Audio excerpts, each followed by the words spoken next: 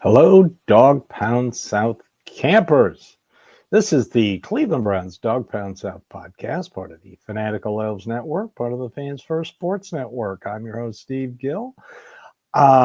Listening to a little of the Cleveland media this morning has me fully convinced that they are desperate for dysfunction.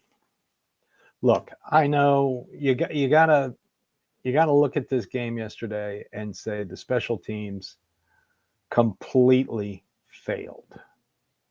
Bubba Ventrone may be on his way out. If you're going to fire anybody, that's where I'd start. He has been on a decline, and this year you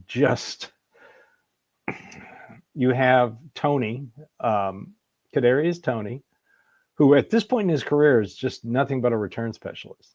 Did you see him returning anything? Was he back there at any time? He ran one end around for a minus, 8 yards? And that was it. That was his only touch.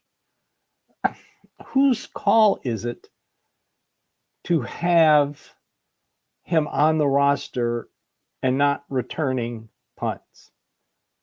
I would wager to guess it's Bubba Ventrone. And I like Bubba Ventrone, but come on, these special teams, they're giving up kickoff returns and punt returns, and the guy doesn't step out of bounds. That's another touchdown. So I just can't. I can't live with Bubba Ventrone on the coaching staff. I still think Kevin Stefanski and Andrew Berry are safe, and I would not get rid of them. I know everybody's looking at the future schedule, and there may be not another victory on there. You might be able to beat Miami, and you might catch the Ravens in the last game in Baltimore, resting all their starters. So, two possibly.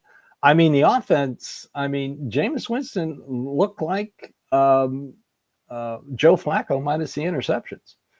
How do you throw for over 300 yards and only get 14 points? Well, I'll tell you how. You don't have a running game.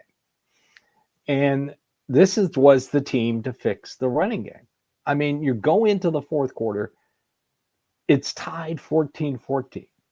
Okay? It's tied 14-14. You've got to run the ball. And on defense, these chunk plays, giving up these big chunk plays. I know what they're going to have to do. They've got to get, Rodney McLeod's going to retire. Goodbye, Juan Thornhill. You're gone. Del Pitt is the only safety I would keep, not even Ronnie Hickman. He is just a liability when he has to play a lot. You're going to have to, in free agency and the draft, you're going to have to pick up some safeties. You're going to have to pick up some offensive line. DeJuan Jones is going to have surgery on his ankle. So that means he's done for this year. He might be done for next year too. So you're going to have to get tackles. I think they've got the guard to replace Bentonio and Zach Zinner. I know he didn't look good when he first came in, but he's coming off a broken leg, so his lower body strength isn't up to NFL standards yet.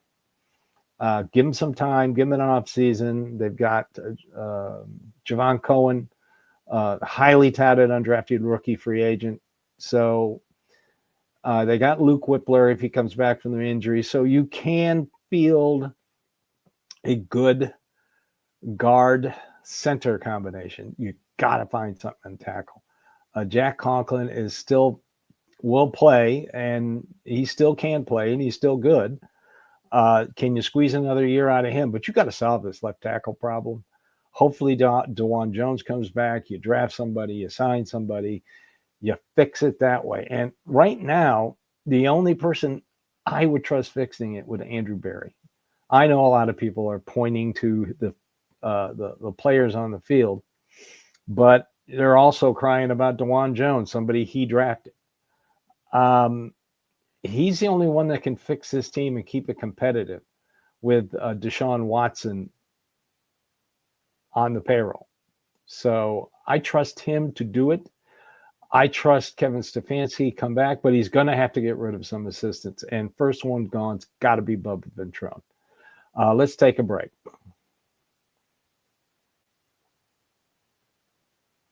All right. What else happened? Denzel Ward, hell of a game yesterday. I have no problem with Denzel Ward. Apparently, Myles Garrett had a calf injury. He's got bad feet to begin with. David Njoku played well. Wow, Jerry Jeudy. Jerry Jeudy had a hell of a game, as did Elijah Moore. I want to see more Elijah Moore. I want to see more Jerry Jeudy. I want to see Kadarius Toney returning punts. So, how do you get over 300 passing yards? You only scored 14 points. Only the Browns. I knew things were going bad when they gave up that first touchdown, because that's the first time they've given up any score on the opening drive this year. Last year, it seemed like they did it every game. How do you not take account for Taysom Hill? Do you not remember 2 years ago in Cleveland what he did to you? I mean, my God, the guy is like, he has over 11 passing touch. What is it? 11 rushing touchdowns, 11 receiving touchdowns, and over 30 passing touchdowns. The only other player the last player to do that was Frank Gifford. Now think about that. Yes, they did a pretty good job on Alvin Kamara, but you have to account for Taysom Hill. I wrote that in my article, my preview article. You got to cover both. You have to cover both. You take those guys away, and you have a potential to beat this team. But again, chunks, running plays, returns, long pass plays killed the Cleveland Browns defense. And they were playing well for 3 quarters. It's just the fourth quarter, it looked like, we're done. So now we have to get ready for a Thursday night game. The Browns have to get ready for a Thursday night game against the Pittsburgh Steelers. I assume there's going to be more Steeler fans in the stadium than Browns fans.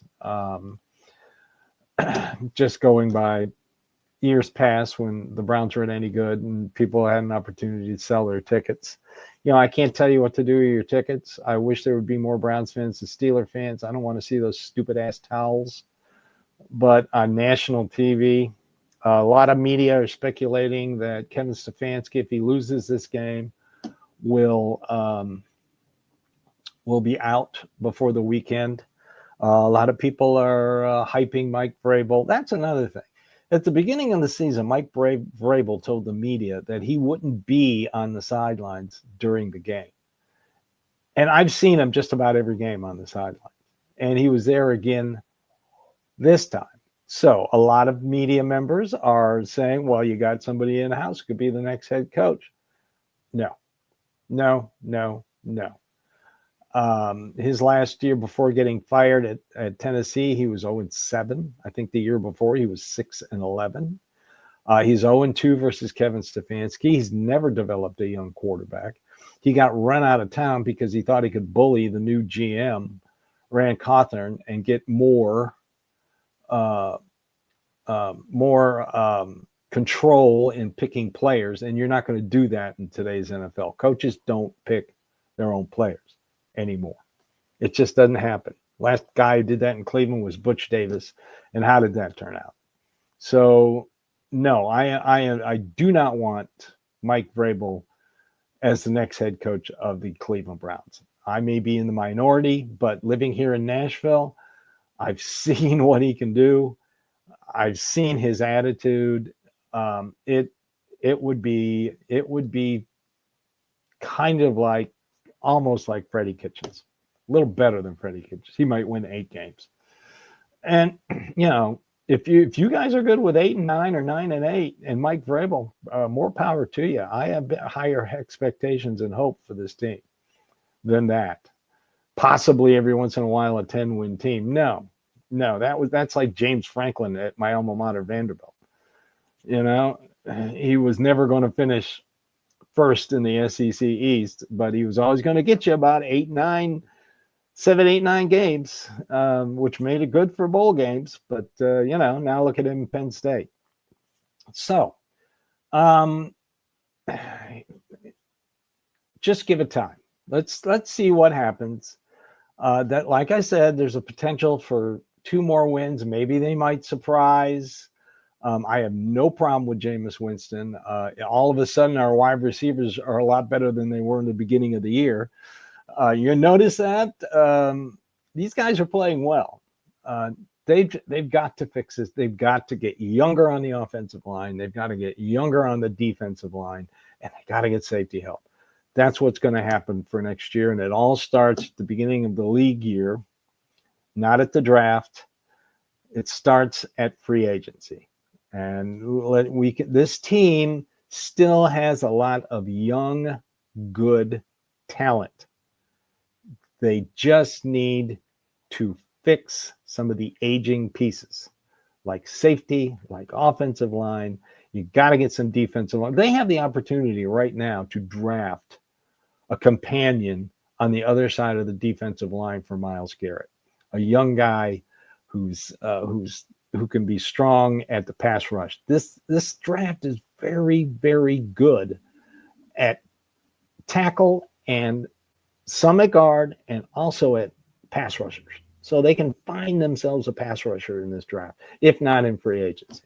I'm not giving up the hope that this team can win a couple more games. I'm not giving up the hope that Jimmy Haslam and D. Haslam will do something stupid and fire Kevin Stefanski and or Andrew Berry. I hope they don't. So hang in there. Got a Thursday night game. It's Steelers week abbreviated. So everybody have a great day and go Browns. And thank you for watching, listening, subscribing, and following us here at the Fanatical Elves Network. This has been the Cleveland Browns Dawgpound podcast, part of the Fanatical Elves Network, part of the Fans First Sports Network. Everybody have a great day and go Browns.